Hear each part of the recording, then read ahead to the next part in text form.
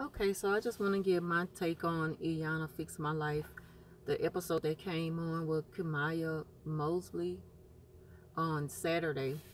I watched I watched most of it. I didn't watch it all. I watched the rest of it today.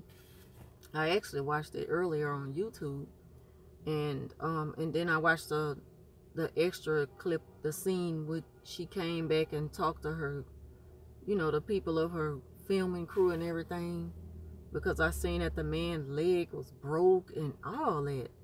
So I'm like, okay, so when he comes on and she's talking to the young lady, I could kind of tell that the way she was responding to everything, she was kind of holding back and just trying to put on to make everything seem like she's all right.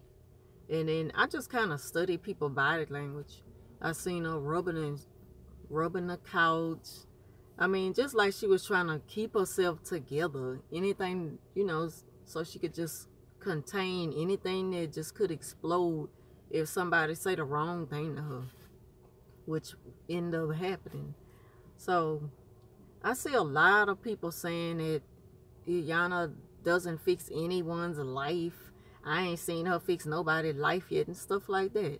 But what people fail to realize is that you have to, first of all, have the ability to recognize, your problem, the root problem, get down to the root cause of the problem. It's just so many levels to therapy, and there are different, ways that people use that therapy to help someone. And we know that, I feel like that Iyanla, she's used by God. Like, God is using her so powerfully that people just don't understand it, so they're not even gonna try to receive it. All they see is a show, and she putting on a show. Even the girls, her dad came back, and he doing Facebook videos, and I seen a video with him. I don't know who was recording that, but I seen it on YouTube, and he's talking about how all, just making it look like everything was her fault, and his daughter, like if she just doesn't need the help. And I understand that it was her birth mom that signed her up for the show, and she didn't show up. Until we hear from her, we don't know why she didn't come. So I'm not even really trying to speak on it. It could be that she was just afraid. I mean, it could be so many things. I don't even want to speak on her birth mom. Her birth mom did nothing wrong. So I don't see how so many people even, bashing her. She's the victim. She's the one who lost her child for so many years and just getting her back. And all we can do is imagine what she could be going through in her daddy.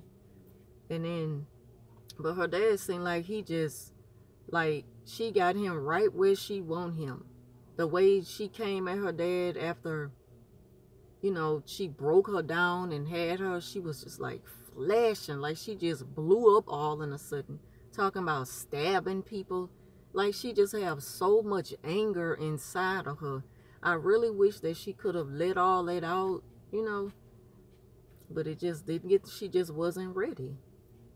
And just like she said, she washed her hand up, because you could only take a person as far as, they will go. You can't force anyone into healing. She just wasn't there yet.